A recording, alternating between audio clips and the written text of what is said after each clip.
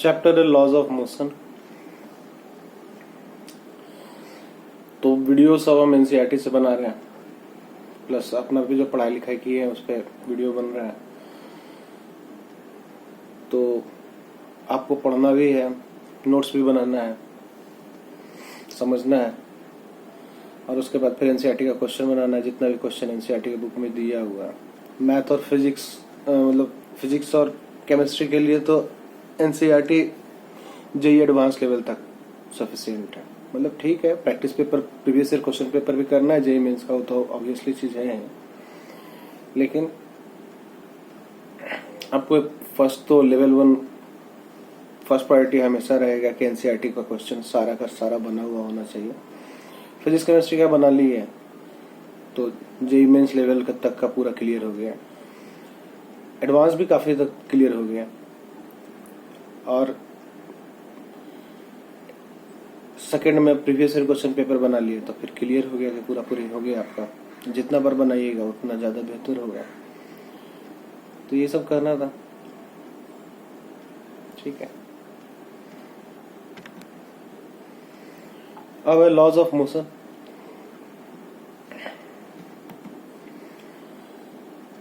तो मोशन का मतलब है चेंज इन पोजीशन। तो कोई भी चीज अगर मोशन में है यानी कि अपना पोजीशन हर समय बदल रहा है तो उसको बोलते हैं मोशन। और केमिस्ट्री में भी ये चीज है कि बताया है कि कोई भी एक छोटा सा एक पार्टिकल भी है वो मोशन नहीं सीज करता है, हमेशा वाइब्रेट करते रहता है। तो भाई वाइब्रेट कर रहा है यानी कि हर चीज हर वक्त मोशन में है, तो मतलब है। तो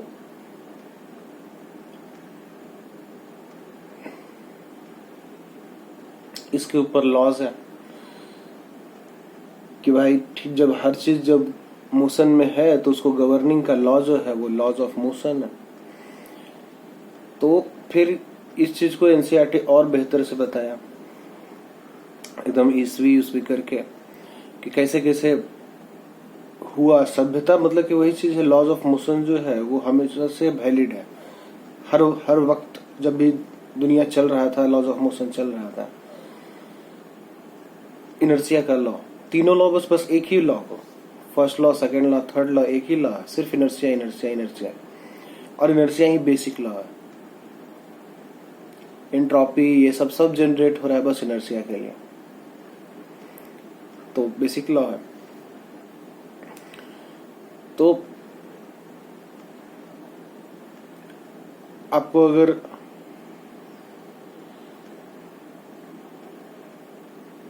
साइंस समझना है तो मैथमेटिक्स आना चाहिए। मैथमेटिक्स बेसिक है, और मैथमेटिक्स या कुछ साइंस है, आप साइंस समझ रहे हो, मैथमेटिक्स ऑब्वियसली धीरे धीरे पकड़ में आ जाता है। फिर मैथमेटिक्स है तो कोई भी चीज को आपको समझना है साइंस का तो मैथमेटिक्स आना चाहिए। और मतलब जो गुरु जी शब्द है भाई, जो भी जिससे भी आप सीखे, तो जैसे कि जितना भी लॉ सब पढ़ रहे हो, जितना सब भी पढ़ रहे हो, तो उसको भी जो लिखा वो सब भी गुरु है। तो उन लोग का भी क्या कहना था कि जैसे कि मैथमेटिशियन जो सबसे बड़े हैं या बहुत सारे ग्रेटेस्ट मैथमेटिशियन में one of the greatest mathematician from India जो हैं, तो उनका भी यही कहना है कि कोई भी इक्वेशन भगवान का ही बात बोल रहा है। तो उनका मूवी भी आप देख सकते हो, यूट्यूब पे है, आप अगर चाहो तो मूवी भी इनका है, वो भी आप देख सकते हो, बहुत अच्छा है। तो कोई भी पोर्ट्रेयल डायरेक्ट नहीं देखना है, ऐसा नहीं देखना है कि मूवी में जो दिखाया वही सच है, एग्जैक्टली नहीं है, वही सही चीज है, लेकिन पर्सपेक्टिव है ना सबको अपना दिखाने का, लाइफ एग्जैक्टली रियल में क्या है, तो जो भी रहे। तो वही चीज है कि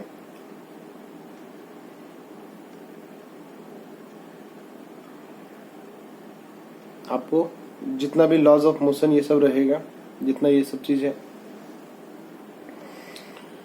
तो कंसेप्ट आपका वही है कि बेसिक आप लेके चलिए। बेसिक का मतलब है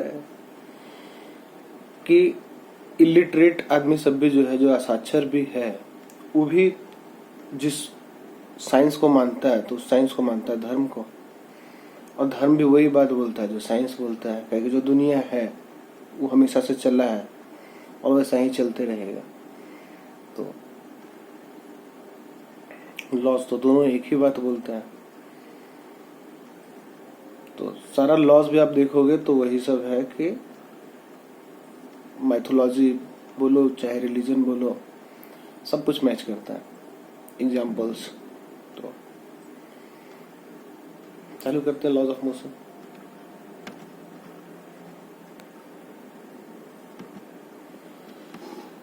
तो पढ़ने के लिए है इंट्रोडक्शन, फिर न्यूटन का first law, second law, third law, conservation है, मतलब सब इनर्शिया ही है, तीनों का तीनों बात जो है वो इनर्शिया का बात है।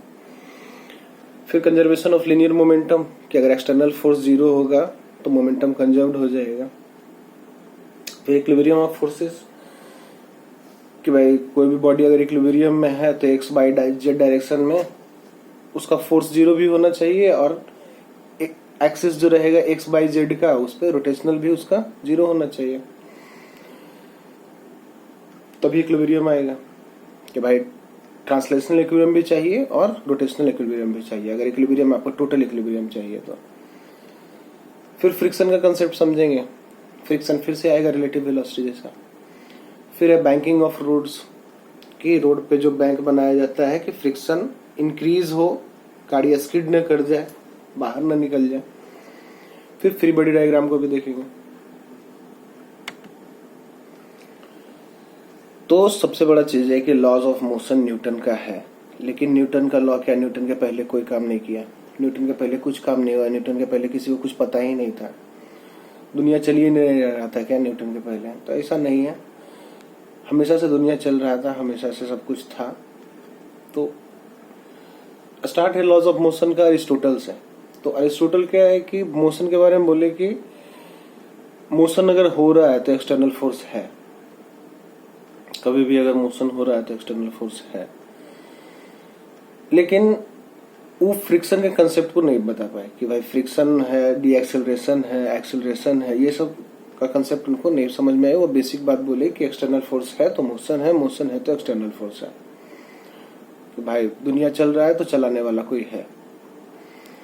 फिर है गैलीलियो का, तो गैलीलियो एक्सटर्नल फोर्स उनका बात भी माना। फिर उसके बाद फिर सोचा कि भाई अगर फ्रिक्शन है, वेलोसिटी चेंज हो रहा है, ये सब हो रहा है, तो ये सबको अपना एक्सेलरेशन में काउंट कर लिया। वो उसको समझ में आ गया कि हाँ ठीक है, जो भी हो रहा है वो एक्सेलरेशन रहेगा।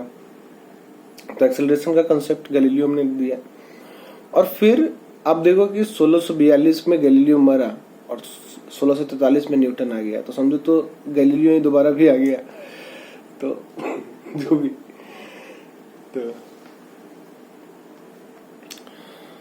तो फिर क्या है कि अगर कोई भी बॉडी अगर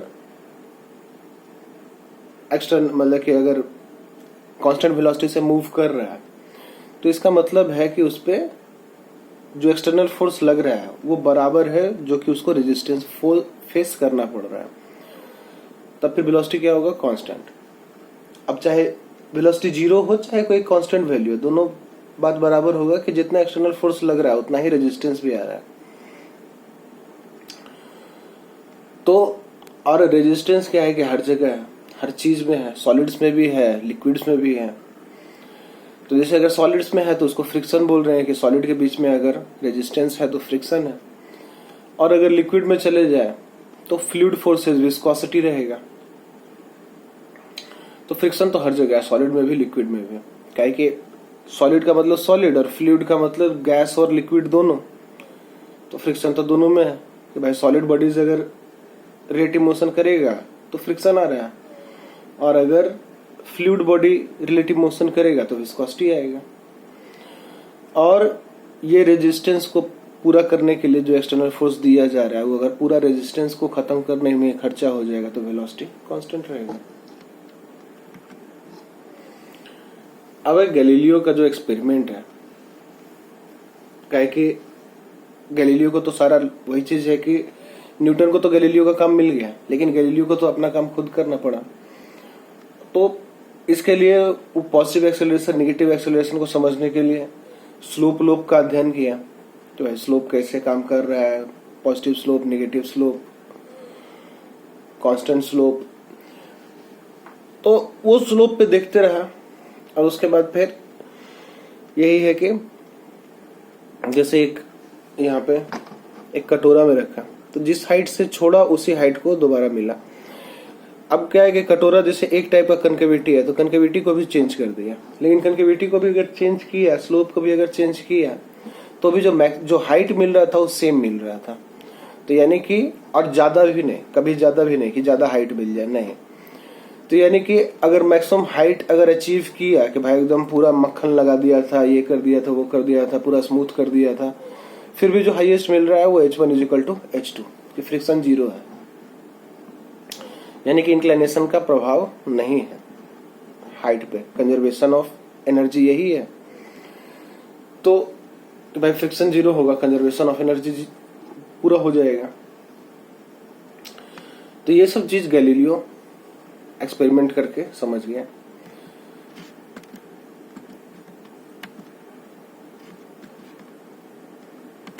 अब है कि इंडिया का जैसे बात है, ये 384 और से 1700 ये सब का चल रहा है। इंडिया का बात है कि भाई 500 AD में यहाँ काम हो रहा था, जैसे चोल वंश, ये सब जो राजा महाराजा था, तो यहाँ भी सभ्यता चल रहा था। हिंदू का भी अपना सभ्यता था, तो पूरा हिंदू रहा है भारत पहले शुरू में, तो यहाँ का भी अपना सभ्यता था। अब वो सभ्यता नहीं है, वो भी अपना हाइट पे गया था। वो सभ्यता पूरा सोना चांदी सब कुछ था उस समय में। काहे कि उस समय का भी अगर आयरन पिलर देखा जाए जो दिल्ली में लगा हुआ है, कोरोड नहीं कर रहा है, तो भाई किस से बना दिए आप वैसा, उस टाइप का कंपोजिशन अभी तक पता नहीं चल पाया है। ठीक है, बता रहे हैं, लेकिन बन नहीं रहा है वो इस चीज, तो लॉस हो गया, वो सभ्यता ही लॉस है। तो लेकिन जो अचीव करना था हर समय अचीव किए हुए था लोग। कि भाई इसका क्या उल्लेख मिलता है कि सारा लॉस था कि नहीं उस समय, तो सारा लॉ था, सारा सब कुछ था। कि भाई जैसे अगर नोदन का प्रक्रिया है कि भाई कपालभाति कर रहे हो, ये सब कर रहे हो, तो उसमें आप नोदन पढ़े हो गए कि भाई कांस्टेंट प्रेशर होना चाहिए कि आप जब भी एक्सहेल इनहेल ये सब करो तो भाई कांस्टेंट प्रेशर होना चाहिए। फिर बाहुबली मूवी में से देखा, अभिघात करते रहता है। तो वही चीज है यार कि लड़ाई उड़ाई होता था तो सब रखे हुए रहता था, टारपोलिन ये सब रख के मारने के लिए, तो गोला चलाने के लिए। तो भाई गोला चल रहा है तो उसमें लीनियर मोमेंटम, काइनेटिक एनर्जी सब कुछ लग रहा है, फिर प्रोजेक्शन देख के, एंगल देख के, तो ये सब चीज भी था। यानी कि इम्पैक्ट फोर्स सबको पता था उस समय। फिर है संस्कार का बात किया गया, तो ये संस्कार वाला में हमें यही बात बोलेंगे, संस्कार का मतलब लिखा भी हुआ है कि भाई संस्कार का मतलब क्या कि परसिस्टेंट टेंडेंसी, यानी अडिग बिहेवियर, अडिग प्रवृत्ति। कि किसी का अगर आपको संस्कार जानना है तो देखना है कि यार उसका अडिग प्रवृत्ति कौन सा है, कि साला बदलता नहीं है जो हमेशा हर समय। कि भाई जैसे मान लो कि बिच्छू है तो उसको डंक मारना है, कुत्ता है तो उसको वफादार रहना है, तो संस्कार है। तो परसिस्टेंट टेंडेंसी बोलते हैं उसको। संस्कार का मतलब परसिस्टेंट टेंडेंसी, कि हर समय जो आदमी जो सो करे वही उसका संस्कार। फिर है कि कंसेप्ट ऑफ इनर्शिया। तो कंसेप्ट ऑफ इनर्शिया वेग से पता चलता था, कि वेग का मतलब होता है tendency to move in a straight line, कि एक स्ट्रेट लाइन में जो मूवमेंट हो उस टेंडेंसी को, उस प्रवृत्ति को बोलते हैं वेग। तो वेग का भी उल्लेख करके कंसेप्ट ऑफ इनर्शिया भी बताया गया। यानी कि एंसेंट इंडिया में पूरा तरक्की था साइंस का, ऐसा कोई बात नहीं है, पूरा चरम पे था साइंस, यहाँ भी पूरा एकदम खुला है। फिर क्या है कि हिंदी में भी जैसे कि धारा और लहर को अलग बताया गया, कि धारा का मतलब करंट है और करंट का मतलब है motion of the particles of water under influence of gravity. यानी कि जो पानी का मॉलिक्यूल्स है, पार्टिकल्स है, वो ग्रेविटी के इन्फ्लुएंस से जो मूवमेंट करता है वो है करंट। जबकि वेव्स जो है वो वाइब्रेशन का है, कि ट्रांसमिशन ऑफ वाइब्रेशन हो रहा है, वाइब्रेट जो बॉडी कर रहा था जैसे वैसे, जैसे उसमें था कि उसमें क्या है कि पार्टिकल मूवमेंट है, यहाँ पे सिर्फ ट्रांसफर ऑफ एनर्जी हो रहा है और वाइब्रेशन के फॉर्म में। तो ये सब चीज बताया गया था। फिर है इनर्शिया का मतलब क्या है कि अब लॉज ऑफ मोशन चालू होगा तो इनर्शिया बोलते किसको है, तो इनर्शिया का मतलब है रेजिस्टेंस टू चेंज, कि बदलाव से जो कि नहीं चाहिए बदलाव, इसके लिए जो रेजिस्टेंस है वही है इनर्शिया, और वो हर में है, हर चीज में है। तो फर्स्ट लॉ ऑफ मोशन क्या है कि अगर नेट एक्सटर्नल फोर्स बॉडी पे जीरो हो तो उसका एक्सेलरेशन जीरो होगा। तो नेट एक्सटर्नल फोर्स जीरो यानी कि नेट एक्सेलरेशन भी जीरो, काहे कि F net is equal to M A net. फिर एक्सेलरेशन कभी भी अगर नॉन जीरो है यानी कि उस पर कोई भी एक्सटर्नल फोर्स लग रहा है तभी उसका एक्सेलरेशन नॉन जीरो है। अगर कोई एक्सटर्नल फोर्स नहीं लगे या जो एक्सटर्नल फोर्स लग रहा है वो रेजिस्टेंस को ही बैलेंस करने में खत्म हो जाए तो फिर वेलोसिटी कांस्टेंट रहेगा या जीरो रहेगा। अब सेकेंड लॉ ऑफ मोशन, तो इनर्शिया के कंसेप्ट को है एक्शन और रिएक्शन के कंसेप्ट में। अब देखो कहीं कि एक्शन का मतलब जो एक्सटर्नल फोर्स लगा, और रिएक्शन जो बॉडी मूव रिएक्ट करने लगा कि यार तेरे एक्शन से मेरे को रिएक्शन हुआ। तो अब क्या है कि बॉडी रिएक्ट किया, एक्सेलरेट किया, और जो एक्सेलरेट किया आप नोट कर लिए उसके मास से मल्टीप्लाई करके, तो net external force is equal to mass into acceleration. और एक्सेलरेशन हम लोग जब भी देखते हैं तो पॉइंट साइज ऑब्जेक्ट का ही देखते हैं, हर एक ऑब्जेक्ट को पॉइंट साइज बोला गया है, और वो जो पॉइंट रखते हैं वो सेंटर ऑफ मास पे रखते हैं। फिर इसका ये इनर्शिया का एग्जांपल या सेकेंड लॉ ऑफ मोशन का एग्जांपल कि जैसे कोई आदमी स्पेसशिप में बैठा हुआ है, ए एक्सेलरेशन से वो एक्सेलरेट कर रहा है, अगर किसी समय उसको अगर उससे निकाल दिया जाए स्पेसशिप से तो उसका एक्सेलरेशन जीरो हो जाएगा, क्योंकि नेट फोर्स अब जो उस पर लग रहा था वो नहीं लग रहा है, क्योंकि जो नेट फोर्स लगा रहा था वो रॉकेट लगा रहा था, रॉकेट को हटा दो एक्सेलरेशन जीरो, वेलोसिटी कांस्टेंट रहेगा कि हाँ जिस वेलोसिटी पे तुम मूव कर रहे हो मूव करते रहो, लेकिन एक्सेलरेशन जीरो हो जाएगा अगर एक्सटर्नल फोर्स हट गया तो। फिर है लीनियर मोमेंटम, तो linear momentum is equal to mass into velocity. अगर चेंज इन लीनियर मोमेंटम रहेगा तो mass into change in velocity. अब लीनियर मोमेंटम, तो लीनियर मोमेंटम क्या है भाई, मास इनटू वेलोसिटी पहले ही हो गया। तो फर्स्ट लॉ सेकंड लॉ में आप देखें कि external force is equal to mass into acceleration D V by D T. Cross multiplication करो तो F D T is equal to M D V. तो एफ डी टी जो है उसको बोलते हैं impulse, force into time difference is equal to change in momentum M D V.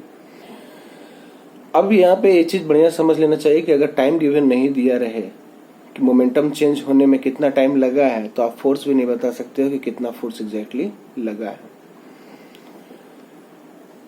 अब इसको आप T2 माइनस T1 करना चाहो तो वो भी कर सकते हो। तो इसी लॉ से आया है F D T is equal to D P, कि M D V is equal to D P. तो F D T is equal to D P या D P by D T is equal to F, यानी कि rate of change of linear momentum of a body is directly proportional to the applied force and takes place in the direction of the force in which the external force is acting.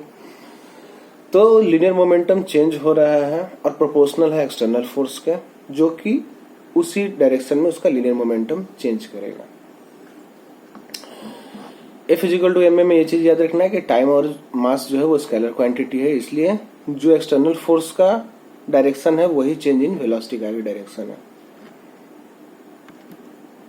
कि time negative भी नहीं होगा, dt कभी negative नहीं होगा, मास भी negative नहीं हो सकता है।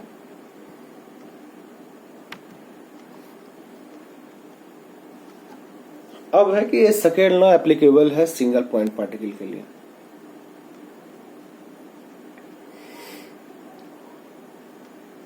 यानी कि कभी भी पॉइंट मास को ही आपको रखना है सेंटर ऑफ मास पे। फिर है acceleration at any instant is determined by the force at that instant, not by the history of the motion। यानी कि एक्सेलरेशन किसी भी समय डिपेंड करता है सिर्फ इसी पे कि उस समय क्या फोर्स लग रहा था, उस इंस्टेंट पे क्या फोर्स लग रहा था। हिस्ट्री में क्या फोर्स लगा उस पर कोई फर्क नहीं पड़ता, उस वक्त कौन सा फोर्स लग रहा था वही उसका एक्सीलरेशन बताएगा। अब न्यूटन का थर्ड लॉ एक्शन रिएक्शन को फिर से बोलेगा कि F जो है वो एक्शन है और जो ma है वो रिएक्शन है। तो mutual forces between two bodies are equal and opposite, यानी कि फोर्स A जो B पे लगा रहा है वही फोर्स B A पे लगा रहा है। अगर सिर्फ दो फोर्स है तो भाई B और A ही दो बॉडी है और फोर्स लगा रहा है एक दूसरे के ऊपर, तो FAB is equal to minus of FBA। अब समझना ये है कि हाँ ठीक है, एक्शन का रिएक्शन ये है कि FAB एक्शन है और FBA रिएक्शन है, लेकिन ये एक्शन रिएक्शन लग रहा है दो बॉडीज पे, एक ही बॉडीज पे नहीं लग रहा है। यानी कि FAB लग रहा है B पे जबकि FBA लग रहा है A पे, तो इसलिए ऐड नहीं कर देना एक्शन रिएक्शन को। तो ठीक है, आप ऐड नहीं कर सकते एक्शन रिएक्शन क्योंकि बॉडीज दो रहेगा। इसी कारण से जब एक्सटर्नल फोर्स किसी बॉडी पे नहीं रहे तो नेट जो इंटरनल फोर्स रहेगा पार्टिकल का वो कैंसिल हो जाएगा न्यूटन के थर्ड लॉ से, और बॉडी अपना लीनियर मोमेंटम कंजर्व रखेगा अगर F एक्सटर्नल 0 है तो यही है कंजर्वेशन ऑफ लीनियर मोमेंटम कि F एक्सटर्नल अगर 0 है तो मोमेंटम कंजर्व्ड होगा। कि इन एन आइसोलेटेड सिस्टम, कि वो सिस्टम है कि जिसपे एक्सटर्नल फोर्स नहीं लग रहा है, तो जो म्यूचुअल फोर्सेस है between the particles can cause the momentum change of the individual particles. तो ये जो म्यूचुअल फोर्स है वो मोमेंटम चेंज कर सकता है इंडिविजुअल पार्टिकल का, लेकिन जब सारा फोर्सेस जो है एक दूसरे पर लग रहा है वो इक्वल एंड अपोजिट है, इसलिए जो मोमेंटम चेंजेस है वो भी कैंसिल हो जाता है, क्या सब वो भी पॉजिटिव नेगेटिव रहेगा, और इस प्रकार से total momentum of isolated system conserved रहता है, अनचेंज रहता है, कुछ नहीं बदलता है, और इसी को बोलते हैं कंजर्वेशन ऑफ मोमेंटम। इसका एग्जांपल के लिए कोलिजन कि दो बॉडीज का अगर कोलाइड हो रहा है तो A कोलाइड कर रहा है B के साथ, तो A जो फोर्स लगाया B into delta T is equal to change in linear momentum of A, यानी कि A पे फोर्स लगा है B के कारण, तो जो मोमेंटम चेंज है वो भी A का ही है। फिर वैसे ही B के साथ भी कर सकते हैं कि B पे जो फोर्स लगा उसके कारण से जो B का मोमेंटम चेंज आया वो आप दिखा दिए इम्पल्स के रूप में। ये एक चीज याद रखना है कि जो डेल्टा टी है वो सेम है, टाइम डिफरेंस जो है वो दोनों कॉलिजन के लिए सेम है, दोनों बॉडीज के लिए सेम है। फिर न्यूटन का थर्ड लॉ लगाओ, FAB is equal to minus of FBA, equation को पुट करो और वैल्यू यही आता है कि जो फाइनल लीनियर मोमेंटम का एडिशन है वो इनिशियल लीनियर मोमेंटम का एडिशन है, सम्मेशन है। जितना भी बॉडीज रहे, जितना भी पार्टिकल आप बोलो, सारा पॉइंट साइज में रख के ऐड करना है, ऐड कर दो, वैल्यू सेम आएगा। तो इसलिए final momentum of an isolated system is equal to its initial momentum. अब ये जो चीज है कंजर्वेशन ऑफ लीनियर मोमेंटम, ये हर समय वैलिड है, हर समय ट्रू है। कोलिजन चाहे इलास्टिक रहे चाहे इन इलास्टिक रहे, मोमेंटम हमेशा कंजर्व रहेगा, ये लॉ हमेशा वैलिड है। इलास्टिक कोलिजन तब बोलेंगे जब काइनेटिक एनर्जी कंजर्व्ड होगा, और इन इलास्टिक कोलिजन तब बोलेंगे जब काइनेटिक एनर्जी कंजर्व्ड नहीं होगा। अब इक्विलिब्रियम ऑफ पार्टिकल्स, कि कोई भी पार्टिकल अगर इक्विलिब्रियम में है यानी कि नेट फोर्स उस पर 0 है, यानी कि अगर दो फोर्स अगर एक पार्टिकल पे लग रहा है तो इसका मतलब है one is opposite to the other. अगर 3 पे लग रहा है तो इसका मतलब है one is opposite of the other 2। Equilibrium आपको अगर मेंटेन सोल्व करके लाना है तो एक्स डायरेक्शन, वाई डायरेक्शन और जेड डायरेक्शन में कंपोनेंट निकाल के एडिशन कीजिए। फिर अगर ट्रांसलेशन का भी देखना है तो रोटेशन का देखिए कि रोटेशन 0 आना चाहिए। अगर रोटेशनल इक्विलिब्रियम देखना है तो वहां पे टॉर्क आपको 0 देखना पड़ेगा कि सारा एक्सिस पे टॉर्क भी 0 आना चाहिए, और जो परपेंडिकुलर एक्सिस सब है उस सब पे फोर्स 0 आना चाहिए। तो जब रोटेशनल भी होगा और ट्रांसलेशनल इक्विलिब्रियम भी होगा तो टोटल इक्विलिब्रियम होगा। अब है कि जो भी फोर्सेस है मैकेनिक्स में वो क्या है, 2 टाइप का है, कॉन्टैक्ट फोर्स और नॉन कॉन्टैक्ट फोर्स। तो कॉन्टैक्ट फोर्स का मतलब है कि जिसको मीडियम का जरूरत पड़े, जिन फोर्सेस को उसको बोलते हैं कॉन्टैक्ट फोर्स। और नॉन कॉन्टैक्ट फोर्स का मतलब है कि जिनको मीडियम की जरूरत नहीं पड़े फोर्स ट्रांसफर या एनर्जी ट्रांसफर, क्या कि फोर्स ट्रांसफर हो रहा है तो एनर्जी ट्रांसफर भी हो रहा है, एनर्जी ट्रांसफर हो रहा है तो इसका मतलब फोर्स ट्रांसफर भी हो रहा है। तो नॉन कॉन्टैक्ट को मीडियम का जरूरत नहीं है, जैसे ग्रेविटेशनल फोर्स हो गया, इलेक्ट्रिकल फोर्स हो गया, मैग्नेटिक फोर्स हो गया, इनको मीडियम का जरूरत नहीं है। कॉन्टैक्ट फोर्स में है स्प्रिंग फोर्स, बायोंसी, फ्रिक्शन और टेंशन। तो ये सबको मीडियम का जरूरत है, जैसे स्प्रिंग फोर्स हो गया, बायोंसी हो गया, फ्रिक्शन हो गया और टेंशन हो गया। और ये सारा फोर्स इलेक्ट्रिकल फोर्स रहेगा, ये भी आपको पता होना चाहिए।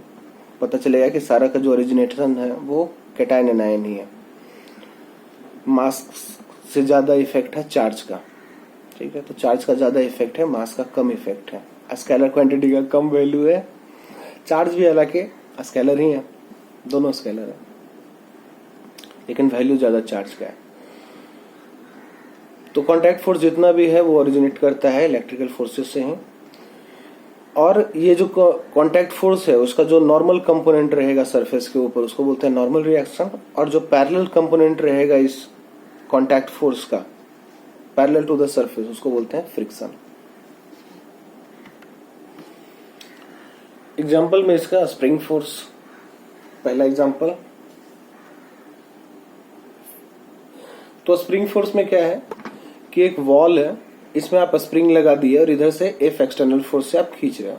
तो जब एफ एक्सटर्नल फोर्स से खींचोगे तो इसको रिस्टोरिंग जो मोमेंट, जो रिस्टोरिंग फोर्स आएगा वो इस डायरेक्शन का आएगा कि जो इनर्शिया में मेंटेन करना चाहेगा स्प्रिंग को फिर से, कि यार तुम उसको खींचे तो अपना फिर से इनर्शिया मेंटेन करना चाहता है, तो रिस्टोरिंग फोर्स लगा इस डायरेक्शन में।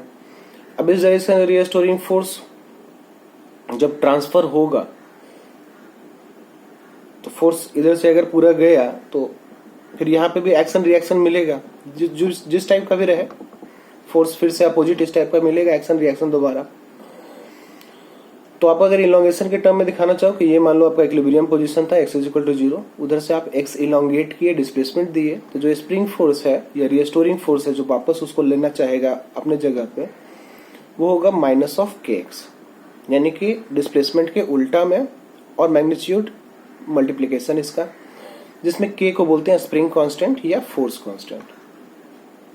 डायरेक्शन तो आप देख ही रहे हो कि जो एक्सटर्नल जो रिस्टोरिंग फोर्स है वो अपोजिट टू द डिस्प्लेसमेंट है। फ्रिक्शन का भी देख लेते हैं कि नॉर्मल रिएक्शन किसको बोलते हैं। जैसे मान लो ये सरफेस है, स्ट्रेट सरफेस है और इसके ऊपर ये इस क्यूब को रखा गया, तो जो नॉर्मल रिएक्शन है एकदम सरफेस पे नॉर्मल है, और जो फ्रिक्शनल है वो parallel to the contact surface है। mg वेट लग रहा है, फोर्स का अगर देखा जाए तो एक्सटर्नल फोर्स का एकदम fs के पैरेलल में ही है। तो ये n है नॉर्मल रिएक्शन, mg है वेट, f है एक्सटर्नल फोर्स, fs है स्टैटिक फ्रिक्शन या फ्रिक्शनल फोर्स। और अगर बॉडी अगर मूव करने लगे यानी स्टैटिक फ्रिक्शन खत्म हो जाए तो बॉडी मूव करने लगेगा और उसमें उस पे लगेगा काइनेटिक फ्रिक्शन जो कि स्टैटिक फ्रिक्शन से कम होगा। अब फ्रिक्शनल में आपको ये बात पता होना चाहिए कि फ्रिक्शनल फोर्स जो है वो खुद से नहीं आता है। फ्रिक्शनल फोर्स तभी आएगा जब अप्लाइड फोर्स आएगा। अप्लाइड फोर्स आएगा तो फ्रिक्शन आएगा, रेजिस्टेंस आएगा। जब भी एक्सटर्नल फोर्स आएगा रेजिस्टेंस आएगा।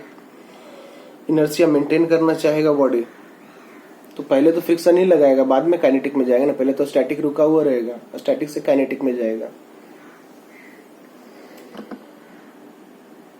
तो इसलिए फ्रिक्शनल फोर्स कभी अपने आप से नहीं रहता है, ये तभी होगा जब अप्लाइड फोर्स लगाओगे। कोई अप्लाइड फोर्स नहीं लगाओगे कोई फ्रिक्शन भी नहीं रहेगा।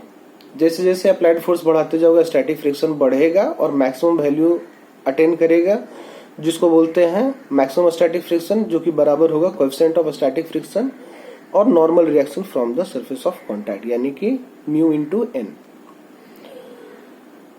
अब यही जो स्टैटिक फ्रिक्शन है वो बॉडी को रेस्ट में रखता है कि जब तक बॉडी रेस्ट में है तो उस पर स्टैटिक फ्रिक्शन लग रहा है।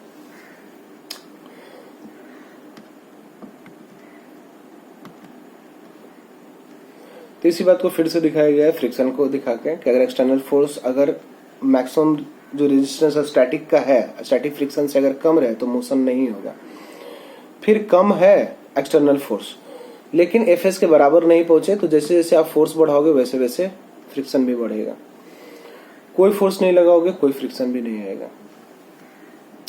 जो फ्रिक्शनल फोर्स है वो independent of area of contact है, लेकिन वैरी करता है नॉर्मल रिएक्शन के साथ, डायरेक्टली प्रोपोर्शनल है नॉर्मल रिएक्शन के, लेकिन इंडिपेंडेंट है एरिया ऑफ कांटेक्ट का। जो फ्रिक्शनल फोर्स है और जो कोएफिशिएंट ऑफ फ्रिक्शन है वो डिपेंड करता है नेचर ऑफ कांटेक्ट पे, कि किस टाइप का नेचर ऑफ कांटेक्ट है सरफेस के बीच में। अब ये फ्रिक्शन या कोएफिशिएंट फ्रिक्शन जो है हमेशा मैक्सिमम स्टैटिक फ्रिक्शन से कम होता है। अगर एक्सटर्नल फोर्स स्टैटिक फ्रिक्शन से ज्यादा होगा तो बॉडी में मोशन आ जाएगा और बॉडी स्लाइड करने लगेगा। When motion start happening the frictional force Fs decreases from maximum static value. तो एक बार जब मोशन चालू हो गया तो फिर जो स्टैटिक फ्रिक्शन का जो मैक्सिमम हाईएस्ट वैल्यू गया μs × n वो नहीं रहेगा, उससे कम लगते रहेगा, यानी काइनेटिक फ्रिक्शन हमेशा स्टैटिक फ्रिक्शन से कम होगा। अब काइनेटिक या स्लाइडिंग फ्रिक्शन, तो जब भी कभी भी रिलेटिव मूवमेंट होना चालू होगा बॉडीज के बीच में तो फ्रिक्शन आएगा, उसको बोलेंगे काइनेटिक या स्लाइडिंग फ्रिक्शन। ये भी independent of area of contact है, कि कांटेक्ट एरिया के इंडिपेंडेंट है और वेलोसिटी के भी इंडिपेंडेंट, कि यार किस वेलोसिटी के बीच में दोनों बॉडीज के बीच में रिलेटिव वेलोसिटी जो है क्या वेलोसिटी है उससे भी उसको फर्क नहीं पड़ रहा है काइनेटिक फ्रिक्शन को। यानी कि एक वेलोसिटी आप कितना भी लेके जाइए, जो काइनेटिक फ्रिक्शन दे रहे हैं बस उतना देते रहिए, काफी है। और एरिया ऑफ कांटेक्ट भी मैटर नहीं करता। तो kinetic friction is equal to mu into N, where mu is equal to coefficient of kinetic friction, और डिपेंड करता है nature of surface of contact पे। हमेशा जो काइनेटिक फ्रिक्शन का कोएफिशिएंट है वो स्टैटिक फ्रिक्शन से कम रहेगा, काहे की वैल्यू भी कम है। नॉर्मल रिएक्शन तो नॉर्मल रिएक्शन रहेगा, अब काइनेटिक फ्रिक्शन ही स्टैटिक फ्रिक्शन से कम है, तो इसलिए कोएफिशिएंट भी हमेशा काइनेटिक फ्रिक्शन का कम होता है स्टैटिक फ्रिक्शन से। कभी भी कोई बॉडी अगर जनरल बॉडी रहे और वो एक्सेलरेट कर रहा है तो उसको आप दिखा सकते हो कि एक्सटर्नल फोर्स माइनस जो भी काइनेटिक फ्रिक्शन उस पर खर्चा हो रहा है डिवाइडेड बाई मास। कोई बॉडी अगर कांस्टेंट वेलोसिटी के साथ मूव कर रहा है तो यानी कि जो एक्सटर्नल फोर्स लग रहा है वही उस पर फ्रिक्शन भी लग रहा है, काइनेटिक फ्रिक्शन, कहीं मोशन है तो काइनेटिक फ्रिक्शन ही लगेगा। कोई अगर बॉडी पे अगर एक्सटर्नल फोर्स हटा दिया जाए तो डीएक्सेलरेट करने लगेगा, और जो डीएक्सेलरेशन का रेट रहेगा वो रहेगा -F/m, और फिर बॉडी रुक जाएगा। अब रोलिंग फ्रिक्शन, तो काइनेटिक फ्रिक्शन हो गया, और काइनेटिक फ्रिक्शन से ज्यादा अच्छा है रोलिंग फ्रिक्शन। इसलिए जब व्हील का निर्माण हुआ तो सबसे ज्यादा तरक्की तभी चालू हुआ। तो रोलिंग फ्रिक्शन आता कैसे है कि अगर momentarily deformation of A point of contact, ठीक है, तो कभी भी जैसे रोलिंग हो रहा है एक दूसरे बॉडी के ऊपर, तो जो मोमेंटरीली डिफॉर्मेशन होता है वो रहता पॉइंट ऑफ कांटेक्ट है लेकिन बन जाता है एरिया ऑफ कांटेक्ट। और उस जब एरिया ऑफ कांटेक्ट बनेगा तो उसमें जो कांटेक्ट फोर्स है उसका जो पैरेलल का सरफेस का, कि हमेशा फ्रिक्शन तो पैरेलल टू द सरफेस रहता है, तो वही जो कांटेक्ट फोर्स का जो पैरेलल का रहेगा कंपोनेंट वही पैदा करेगा रोलिंग फ्रिक्शन। तो पॉइंट ऑफ कांटेक्ट तो एक ही है, लेकिन वो पॉइंट ऑफ कांटेक्ट और फिर उस पॉइंट ऑफ कांटेक्ट का रिलेटिव मोशन भी नहीं है, लेकिन वो पॉइंट ऑफ कांटेक्ट बन जाता है एरिया ऑफ कांटेक्ट, इसलिए फ्रिक्शनल फोर्स आपको मिलता है रोलिंग में भी। इसलिए स्टैटिक फ्रिक्शन 0, काइनेटिक फ्रिक्शन 0, लेकिन फिर भी रोलिंग फ्रिक्शन 0 नहीं होगा। फ्रिक्शन का देखा जाए तो रोलिंग फ्रिक्शन हमेशा सबसे कम होता है, बल्कि इवन 2 to 3 टाइम्स कम होता है काइनेटिक फ्रिक्शन के भी, मतलब कि स्लाइडिंग फ्रिक्शन के।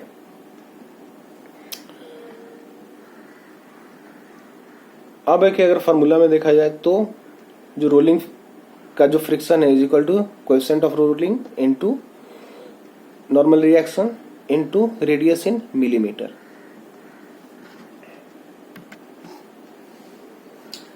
अब ये चीज फोर्स फ्रिक्शन में हो गया कि वह जो फ्रिक्शन है वो रिलेटिव मोशन को हमेशा रोकता है, मोशन को नहीं रोकता है। फ्रिक्शन का मतलब मोशन रोकना नहीं है, क्योंकि फ्रिक्शन के कारण ही मोशन है।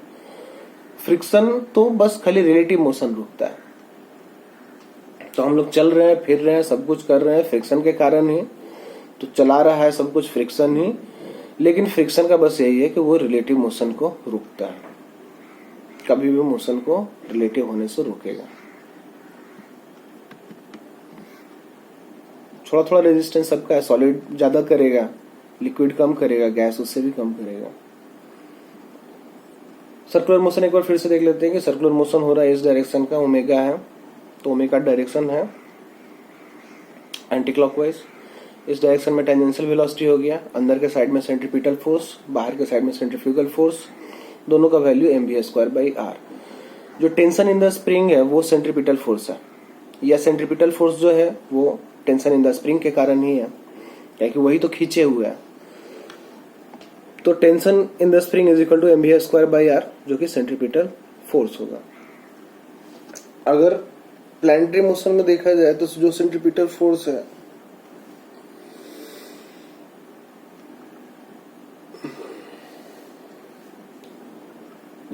फोर्स है वो ग्रेविटेशनल फोर्स है।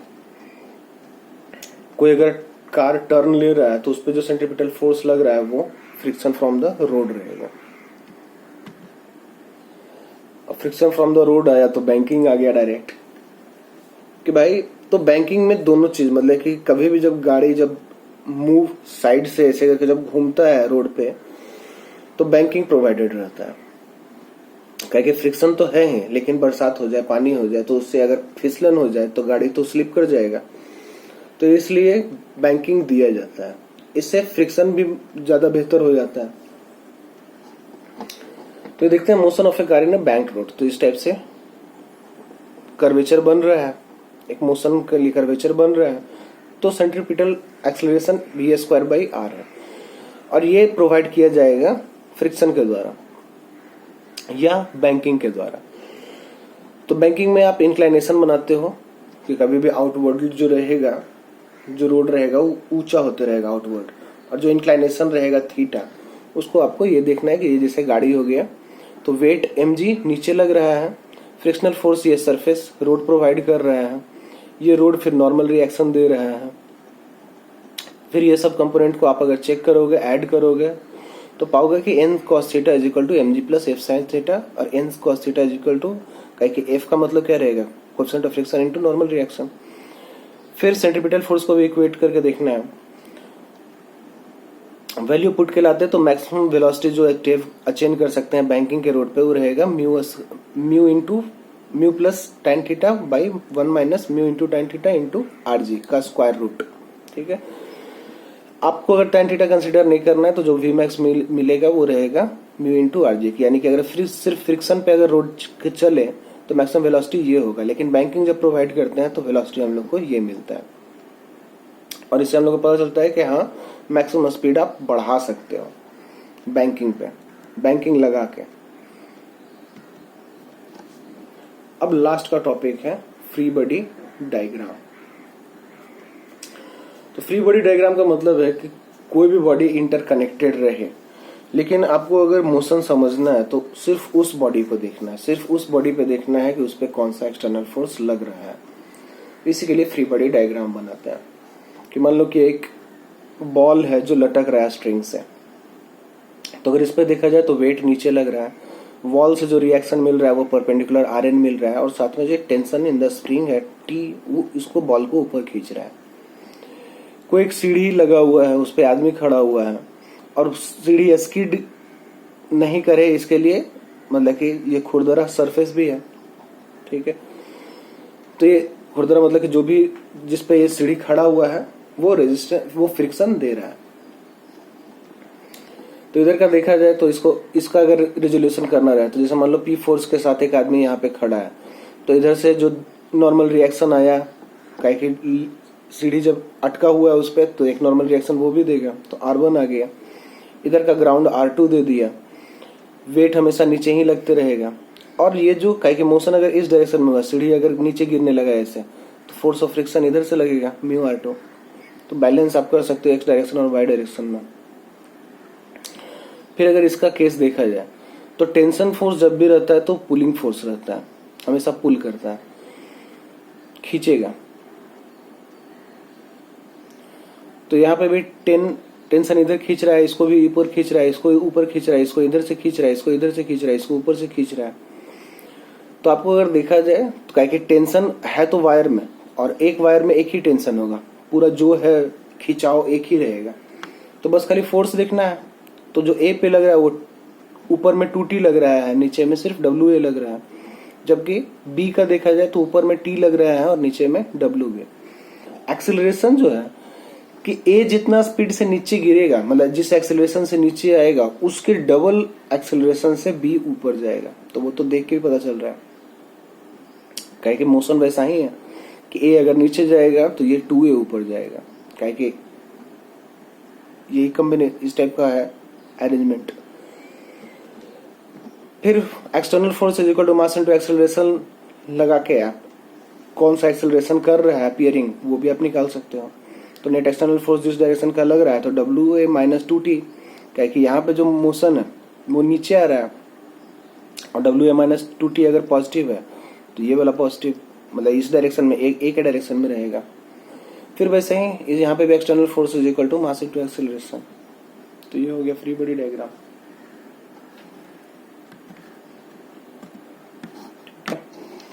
Thank you.